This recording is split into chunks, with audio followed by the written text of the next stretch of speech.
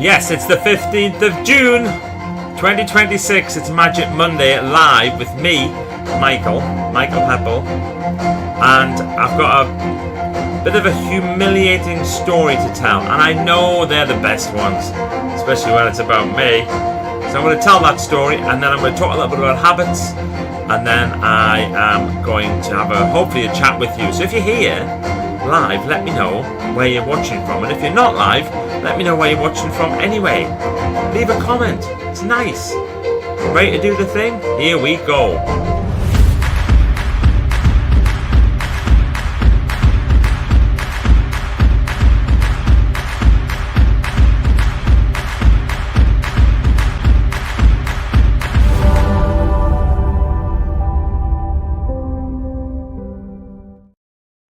Let's do this!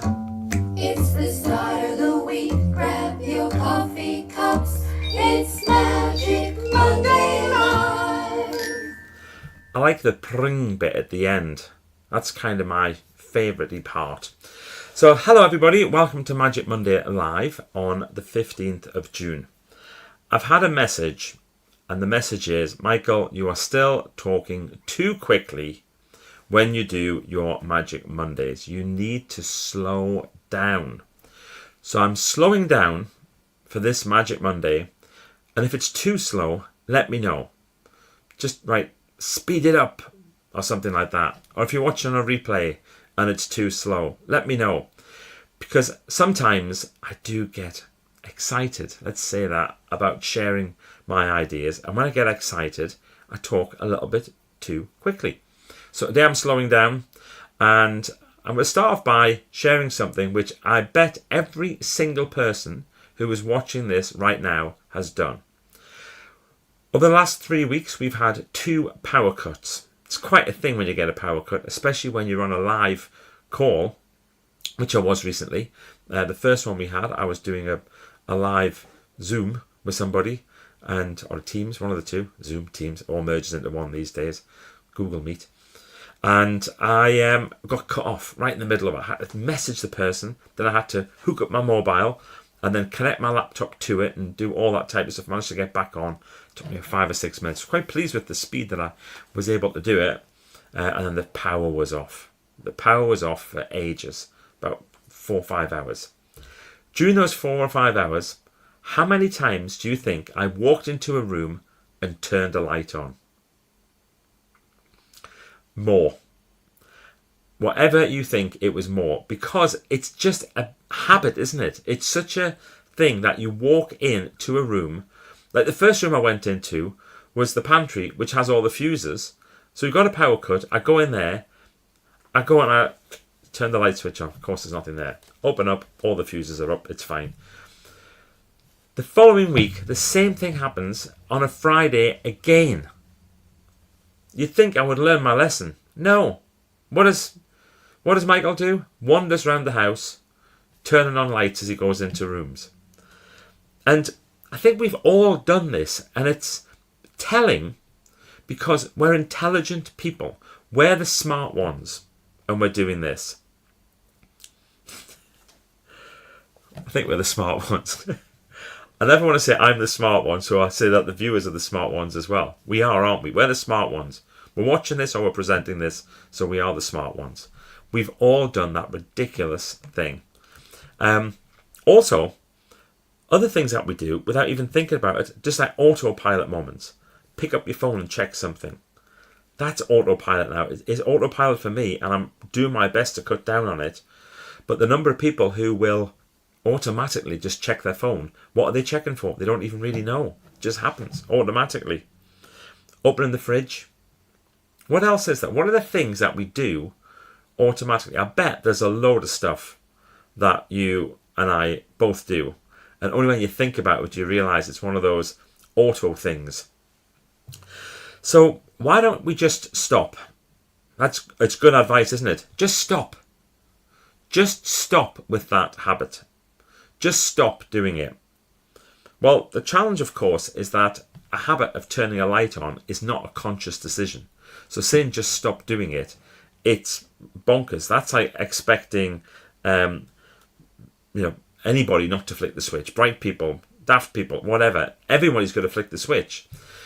And the reason why is that we haven't had an opportunity to do a pattern interrupt with what's going on in there. So let's think about some of the other stuff that we do. Open the fridge, getting something to eat. I'm pretty good at that one. I don't do that one too often, but I know a lot of people do. Checking stuff on your phone, undoubtedly. Getting distracted when you're meant to be focusing on something. Been working with somebody recently who is about to write a new book. She said, the time I spent on Instagram, if I didn't have that time and instead I focused on writing a book, I'll be on my 5th one by now. Yes, I can see that. I think we can all see that. So how do we rewire? Oh, electricity. Electricity thought. How do we rewire? By the way, here's a little thing. Do you know why the power was off? The first week it was a trip switch had gone somewhere. They said it had blown. Does that sound right? That had blown. The second one, a bird had flown into a substation. A bird had flown into a substation. No power for 8 hours. What kind of bird was it? Must have been like a big eagle or something. Boom! Dread to think what it was like afterwards. So how do we rewire? Well, there's a few ways. The first thing is the power of the pause. When you find yourself doing something without actually thinking about it, just stop. Don't do anything other than stop. Just for a moment. That's it. Second thing is ask a question. Oh, why did I do that? If you can say it out loud, it's even more powerful. But ask a question. Why did I do that? What made me do that? How come I did that without thinking about it? Next thing, if you want to break that habit, is replace it with something else. So I have this thing where I often say to people, if you take something out of your life, you have to replace it with something else. And it's more important to replace it with something positive than it is to replace it with something else that's negative. Your brain will do that on its own. Of course it will. So here's the classic example. People who give up smoking and they say, oh, I can't give up smoking, I'll put on weight.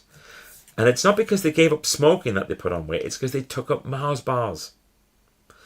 And there's other people who give up smoking and they take up marathon running. Marathon running, not marathon, well, Snickers now, obviously. Not stuff in their faces. They go out and they do something else. It's because they've replaced a habit with something else. So if you do have a habit of doing something that is especially destructive, such as, eating something or picking up your phone when you don't need to, reacting in a certain way, that's a classic one. Certain situations come up and people react, they don't even think about it.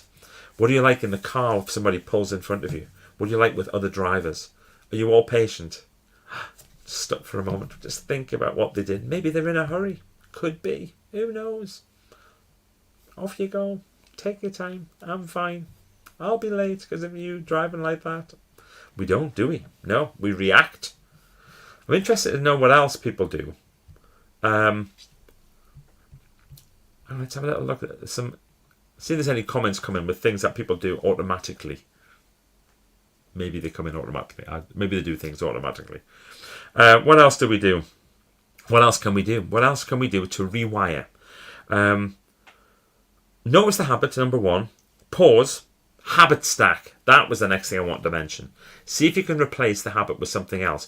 Or stick a new habit to something you already do. So if you are using your phone too much, going to Instagram, what's something that you automatically do that you can associate with not going on your phone? Now, it has to be something positive. So is it something you need to do with your fingers? Do you need a little fidget puzzle? Is it that you've got to create a habit of putting your phone out of reach, out of mind? If you automatically react to something, maybe you could change it and have a breath. So if somebody cuts me up, I'm going to breathe. Oh, by the way, my friend Sam has created a fantastic thing, Sage Breathwork. Check out Sage Breathwork on Instagram. I'm following it, so if you follow me, you'll be able to go and have a little look at it. She's got this wonderful character called Sage who teaches you how to breathe. And she's created it herself, and it's absolutely fantastic. You've got to check it out. So how do I close this? Number one, if you switch a light on in a power cut, don't worry about it. We all do it. You're not going to change that one very quickly. However, it's good to pause. It's good to question. It's good just to slow down for a second and wonder why you've done something. Don't beat yourself up. Non-judgmental. Next thing. If you do manage to go into a room without switching the light on during a power cut, that's a win. It's a small win. Celebrate it. If you do manage to take a deep breath instead of screaming at the driver that cut you up, deep breath. Small win. Well done.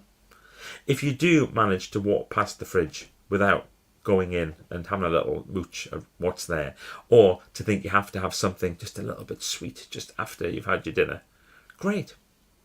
Small wins. Swins. Let's see who's here. Diane Hull is here. Hello, everyone. It's Diane Hull from Cliviger. Cliviger. Do I ever get that right? I don't know. Angie Vale's here from Whittam. I think it's Whittam. Mike Fatcherty, Henley Sander, storyteller / author. Great to see how much slimmer you are these days, Michael. Well, thanks for noticing. I am a bit slimmer.